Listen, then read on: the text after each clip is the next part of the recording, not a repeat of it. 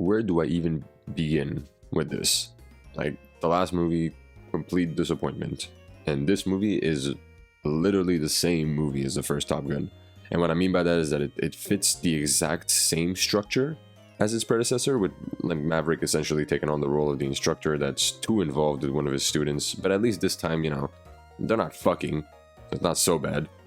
Among the many reasons why that is, it's because the student is actually his old wingman's kid, with whom Maverick has some disagreements with. I won't spoil it, but it isn't that deep, which again reminds me of the first Top Gun, where the well-kept secret, quote-unquote, about his dad turned out to be nothing crazy in the grand scheme of things, although admittedly the reveal holds a bit more weight in the sequel, but you get my point.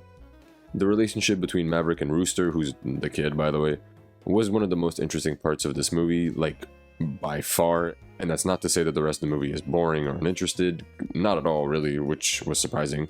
It's more so a testament to how much more development I would have liked to have gotten between the two, but it's okay, because just like the first Top Gun, this movie does the mistake of giving screen time, thankfully not as much, to a relationship that frankly nobody cares about. Nobody wanted to see more of it, and they still did it. And that's kind of like my problem with the structure similarities between these two movies, because for the most part, it's not that bad. It's essentially just the same movie but better, but it's just, you didn't have to stick so like closely to that fucking structure, because then you bring in the bad parts of it too. I keep going back to the similarities between these two movies because they're like glaring. It's like they watched the first movie and said, I need that, but literally better in every way. And then that's exactly what they did. They made a better movie in every single way. I've rarely seen such a massive fucking jump in quality between a movie and its sequel. Now granted, there's been like 20 years between the two movies, but my point still stands. Everything that made the first Top Gun either mid at best or bad at worst is turned into something that makes the sequel mostly excellent, with some of the issues from the first still rearing their ugly heads here and there, but never enough to actually impede my enjoyment in any real way.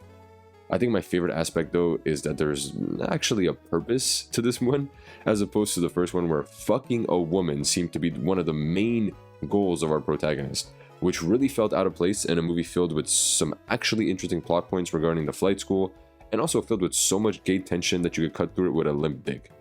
The story lends itself to a lot of action, which is really nice, because this movie was kind of shown as a Maverick comes out of retirement-ish to train some rookies kind of thing, and usually those don't have too much action when it comes to, like, you know, the main characters, the now old and decaying protagonists who have just entered the apparently old as fuck age of 50 in most cases, and I guess 60 in Tom Cruise's case, which makes it so much more impressive that he still insists on doing all the crazy shit that he does.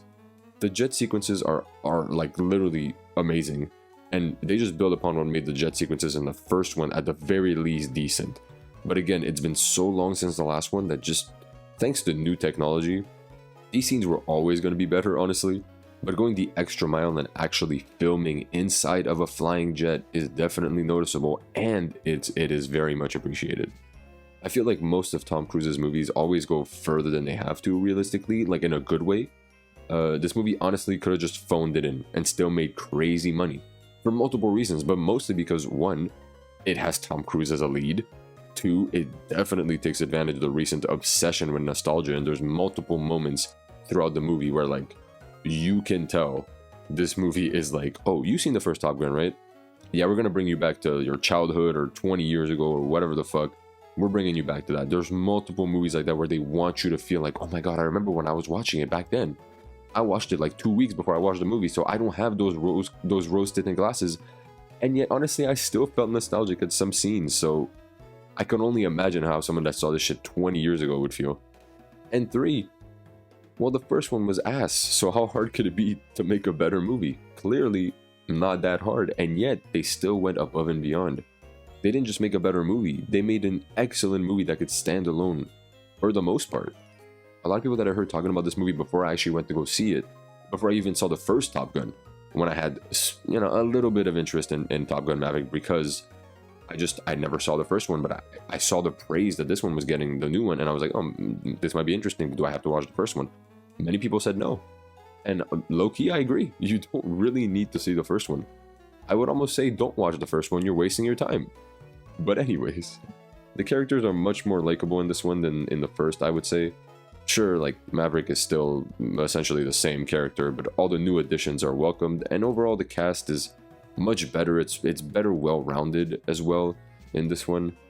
The only problem that I haven't really addressed yet is the romance, the fucking romance that ruins both of these movies, but not quite as much in the sequel. Not nearly as much, I would say, in the sequel, because they kept it to a bare minimum when it should have been kept to a bare nothing.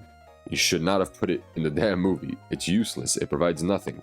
At least in the first one, it was one of the main plot points for like half the movie.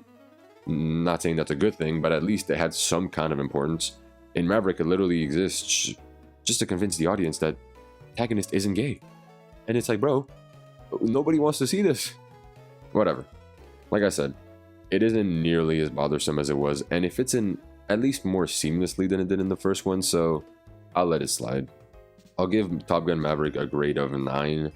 Overall, this is like a monumental, super impressive improvement. Like, I can't tell you how uninterested I was in this movie after seeing the first one. I would say that I was more interested in seeing the movie before I saw the first one. But seeing how well the new one was received had me thinking that maybe it wasn't going to be dog shit as the first one.